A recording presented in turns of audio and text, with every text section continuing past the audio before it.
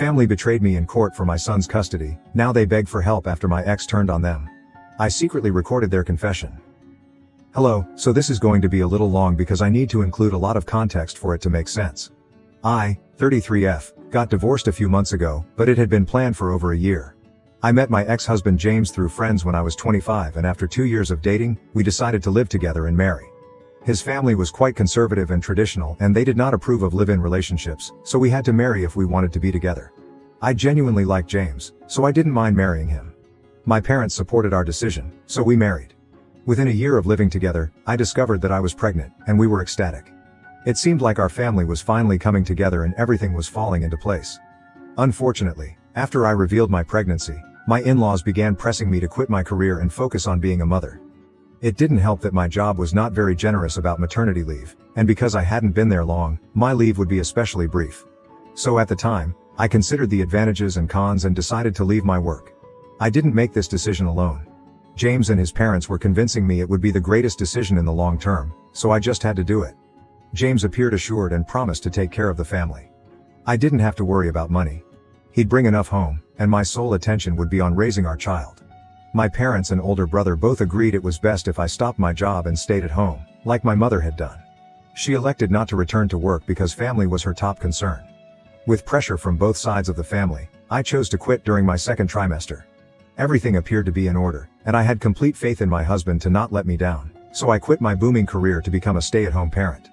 However, shortly after my kid was born, I observed something peculiar about James's behavior throughout the latter months of my pregnancy. I couldn't put my finger on it, but his vibe felt odd. Sure, he seemed joyful when our baby was born, and I expected things to return to normal, but unfortunately, they worsened. He got angry around me, and if I tried to speak with him, he snapped. He only seemed genuinely happy when he was playing with our son. Aside from that, it seemed like he was constantly annoyed to be at home with me. He started working longer hours, and even on weekends, he made excuses not to spend time with me. I didn't understand what was wrong, but I kept trying to make our marriage work. Unlike him, I still loved him and refused to give up on us. This pattern persisted for around 2 years following my son's birth. James stayed at work longer than required, and even when he came home, he wasn't truly with me. I couldn't really complain since whenever I tried to talk to him, he said he was too exhausted from work. And it was not an easy chore for him to be the sole breadwinner for the household, which was really disrespectful to me because I was perfectly capable of earning money for myself. But I had to rely on him since he promised to make things easy for me. I even asked him a few times if he would rather that I return to work so that we could split the bills and he didn't have to face all of the pressure. However, he claimed that would be an insult to him and his abilities, and that his parents would never accept. We'd have a difficult time with them if I went back to work. So I stayed at home and raised my son, which was the only thing that made me happy because James had changed. He was no longer the man I'd married. About a year ago, I discovered that James had an affair with one of his coworkers. It was quite difficult for me to find this because I had been skeptical for quite some time. I even snooped through his phone and laptop while he was sleeping and discovered nothing. I knew all of his passwords because he had written them down in his notepad, but that didn't help. It almost seemed as if he had nothing to conceal, and I began to feel dumb for being cautious. I even searched through his possessions for a burner phone or anything odd, but I found nothing. I began to suspect that I was being overly paranoid and insecure. But as luck would have it, I witnessed his cheating firsthand. About a year ago, James and I were organizing a spectacular birthday celebration for our son. He'd invited the coworker he was fooling with. She was a single mother with a youngster around our age, so I wasn't surprised she got invited. James had informed me she was a very close friend, so I saw nothing wrong with her being there. After my son had cut his birthday cake, I went upstairs to change into more comfortable attire for the celebration. When I got into my bedroom, I saw James and his coworker making out. She was seated on his lap. It took me a few minutes to grasp what I saw. First and foremost, it was in my bedroom, which exacerbated the situation. Second, they did not even pause when they heard the door open. I had to walk up to them before they noticed I was there. I'm quite sure they felt it was great to make out in my bedroom, at home, just for the thrill of it. But they obviously did not anticipate me to have a complete breakdown. I'm not proud of it, but discovering that what I'd believed for so long was true sparked something inside me. I grabbed the coworker's hair and began dragging her out of the room. According to what I was later told, James is physically stronger than me, but he was unable to stop me. I can't recall much of it since I had a rage blackout. I carried her downstairs, James following behind me, and tossed her in the center of the room when everyone was still present. I don't recall much of what I said, but I supposedly called her various disparaging names and informed everyone what she and James were up to in my bedroom. I didn't care if my kid or his pals were present. Looking back, that was really uncomfortable and inappropriate, but I didn't consider it at the time. I screamed at the top of my lungs. My parents, brother, and in-laws were all present. My father eventually calmed me down and returned me to my room.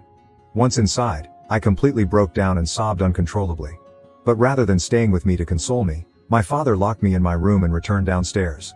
I should have known then that my parents did not genuinely care about me. I knew they were more concerned with appearances than reality, but this was absurd. Nobody came to check on me over the following several hours. Even after I calmed down, I had no idea what was happening outside. I didn't have my phone, so I couldn't reach anyone.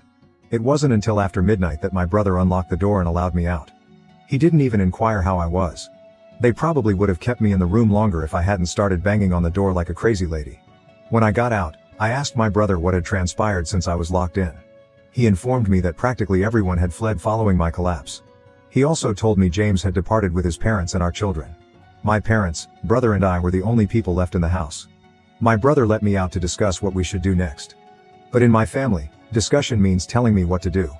They informed me that I needed to apologize to everyone for how I had behaved at the party. Not only that, but I also needed to apologize to James and his parents. Apparently, James had difficulty convincing his coworker not to file charges against me because what I did to her was technically an act of physical assault. My family told me that I owed it to James to speak things out and work on our marriage rather than making this a bigger deal. I lost it. I screamed at them to leave my house because I was not about to allow anyone stand under my roof and order me to apologize to my unfaithful spouse. I got into a heated argument with my family because they told me that I owed it to James to make things right and give the marriage another try, or they would sever ties with me. So I told them to go ahead since I had gotten to the point where I didn't care what anyone thought of me. I was going to file for divorce and get out of this situation without anyone's approval. I phoned a lawyer the next day and filed for divorce less than a week after the occurrence. James was served shortly after, and he had the arrogance to express disappointment and disbelief. He returned home the same day he was served with the divorce papers and demanded an explanation. I told him I was not going to take him back after what he had done and how he had disrespected me. We had a nasty verbal argument in which I called him a lot of names, and he promised me that I would never see my son again. I had no idea he would actually keep his word. Then the legal struggle started. We had very few common assets, so the divorce proceedings were far smoother than the custody battle. The house belonged to me because I bought it with my own money, and there was no doubt about that. Everything else was to be auctioned with the earnings divided between us. We only had to wait the 6-month waiting time mandated by the state, after which the divorce would be finalized if a settlement was made. The only disagreement was about alimony. Because James forced me to quit my work and I didn't have enough money. I needed alimony to start anew. He, however, believed that I should not receive any alimony at all. Fortunately, I had a few texts that demonstrated he had promised to support me. Otherwise, I might not have received any. The divorce process was easier for me emotionally because I had already distanced mentally from James. However, it was the custody struggle that truly killed me. Unfortunately, my parents and brother stabbed me in the back for cash. My ex-husband and his lawyer were nasty, and they started building a case against me, painting me as an unstable, reckless, and insane mother. They wanted to show that I was unfit to raise our son alone, so James and his parents should gain full custody. I assumed my parents and brother had been bought off by my ex-in-laws because they were wealthy, and I couldn't think of another reason for my own family to turn against me. I'm very sure my family warmed up to my in-laws from the start because of their money. James accused me of being a functioning alcoholic with serious rage issues. They made up situations in which I allegedly lost my temper and endangered my son, even though none of this had actually occurred. They needed to portray me as the villain. I expected some people to side with me, but all of my friends supported James, which I believe was owing to my breakdown at my son's birthday party. The worst betrayal, however, occurred when my parents and brother testified against me in court, stating I needed rehab and intense therapy before being permitted to see my son. They even suggested that James cheated because he was tired of coping with my unpredictable behavior. Despite a good fight with my counsel, I was unable to win custody of my son. The odds were stacked against me, and there was little I could do to prevent the inevitable. My lawyer and I worked hard to gather proof to prove I was a decent mother, but it all went to waste. The decision was revealed a few months ago, and it was the last time I saw my kid in person. I was granted supervised visiting privileges, but James never let me see him. It was pointless. My son is now 4 years old, and I'm constantly concerned that he'll forget me. According to a few relatives that remain on my side, my family continues to see my son. They routinely publish images with him, but I can't see him. James and my son live with my in-laws, and it appears that everyone but me gets to spend time with him. I cannot imagine something more heartbreaking. I've been living on memories of my son, thinking James was taking excellent care of him. I don't think I could have provided a comfortable life for him on my current pay, given I've only lately resumed working. I got a job at a friend's startup, but it doesn't pay well. Most of the employees are in their early 20s, working for experience and expecting to advance to better chances. Although I receive alimony, it is insufficient to maintain my previous lifestyle. I can't cut expenditures like a bachelor, but it's all I have right now. I had wanted to reapply for joint custody once my life was in order, but an unexpected chance presented itself a few weeks ago. My parents contacted me after months of silence to ask for assistance. It turned out that James was not the fantastic man they thought he was. My brother sent me an email requesting that I come over to their place since they had realized something crucial and wanted to come clean. They were tired of keeping secrets from me and wanted to be a part of my life again. I tried to ignore the email, but I couldn't quit thinking about how this might help me get my son back. So I went to their place that evening. I anticipated them to be living like kings after selling me out for money from my ex-in-laws. However, they were actually living in worse conditions than previously. My son, on the other hand, was overjoyed to see me, which added to an already wonderful evening. When I visited my family that day, they practically began pleading for forgiveness as soon as I walked in the door. Apparently, they recognized how severely they had messed up and there was no turning back, yet they still wanted me to forgive them. After the divorce, when my ex-in-laws and James were approached about the money they had been promised, James informed my family that it was no longer occurring. Apparently, they had just been told that they would be well compensated if they turned on me and testified in their favor. However, there was no written evidence to support it. If my relatives tried to go back and inform me about everything, James and his family would make sure they never saw my son again. So, for the protection of my son, they agreed to keep their mouths hidden, even though they had not been paid as promised. But things grew worse. They were not only pushed into testifying against me, but they were also treated as free babysitters. Every day, James would drop off our boy at my parents' house and they had to watch him while giving up their own time. It was really inconvenient because both my father and brother had jobs to attend to, and my mother couldn't handle all of the housework and caring for her grandchild on her own because she was getting older. So either my father or brother would have to work from home every day, which was growing increasingly tough for them, which is why they approached me to finally put an end to it. Apparently, they wanted to make a deal with me. They told me that if I provided them the money my ex-in-laws promised, they would represent me in court and ensure that I got custody of my son. I was going to recommend it myself, but it wasn't unexpected that they did. My family had always been materialistic, and this was especially true now that my father's business had failed and they were back to working for other people. Obviously they would want money more than ever now because my father wanted to retire but didn't have enough saved because he had invested all of his money in the firm, which eventually failed.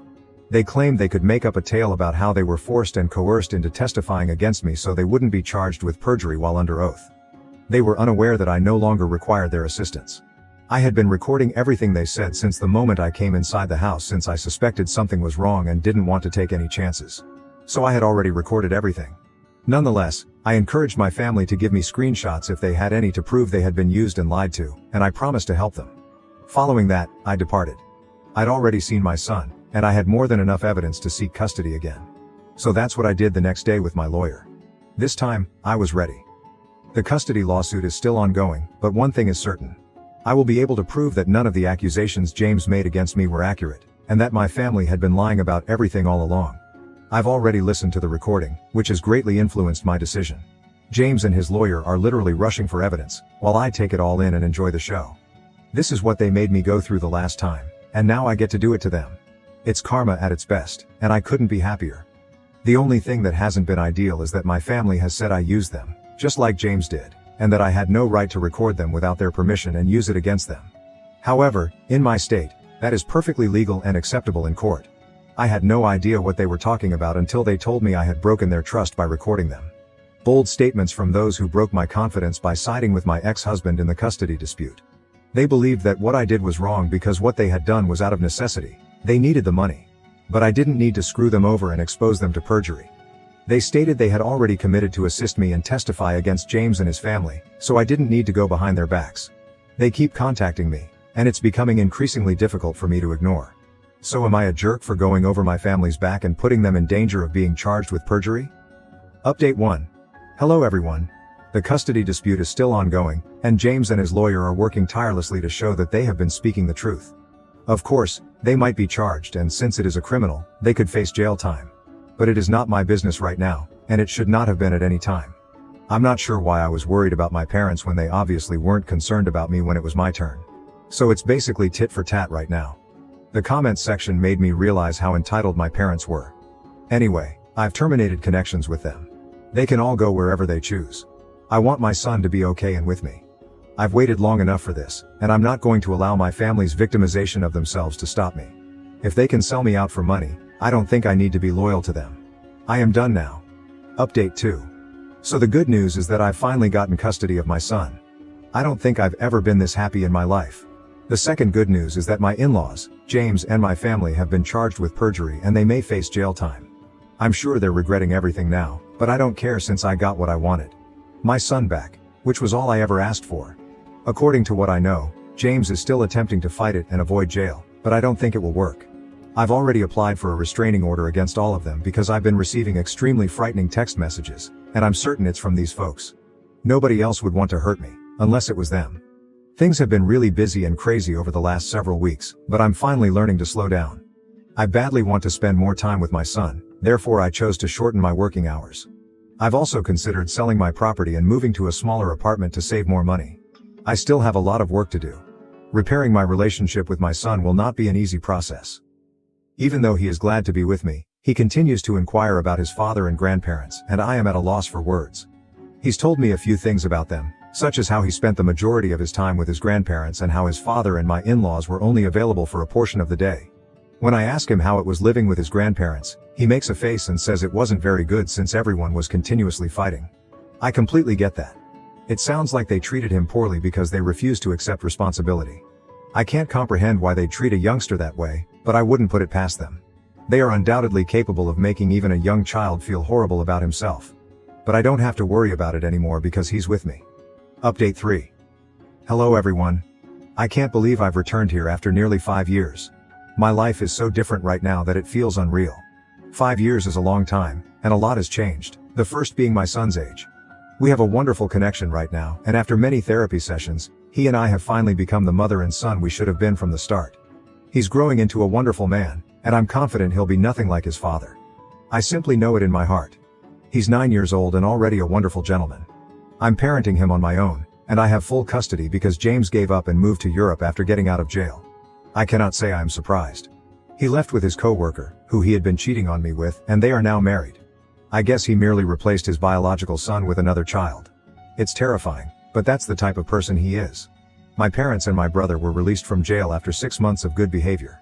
We haven't communicated, and they didn't try to contact me when they were freed, which I appreciate because I doubt I would have had much to say to them anyway. I have no news regarding my in-laws. I haven't heard from them in years, and that's for the best. I believe I am living a life now. God has blessed me with a solid job and a consistent salary. I'm still working at the company I started with, my friend's business, and it's doing pretty well. So life worked out beautifully for me and my son, and it was more than I could have hoped for. I am very appreciative of everything. Thank you for watching. If you haven't subscribed yet, please do so and hit the notification bell to stay updated with more shocking real-life stories happening around you.